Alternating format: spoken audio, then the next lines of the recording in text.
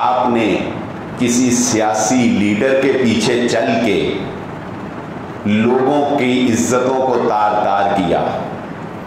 گالیاں دیں، لوٹ مار کی، کسی کو نقصان پہنچایا، کل قیامت کا دن ہوگا، وہ سیاسی لیڈر کھڑا ہوگا، آپ بھی کھڑے ہوں گے، اللہ تجھے پوچھے گا اے میرے بندے تو نے فلاں گاڑی کے شیشوں کو توڑ دیا تھا، تو نے فلاں انسان کو گالیاں دی تھیں، تو نے فلاں کی عزت تار تار کی تھی، کیوں کیا تھا؟ آپ کہیں گے اللہ یہ سیاسی لیڈر مجھے کہتا تھا نا تو میں نے اس کے کہنے پہ کیا، تو اللہ میں نے اس کی سیٹ کے لیے کیا،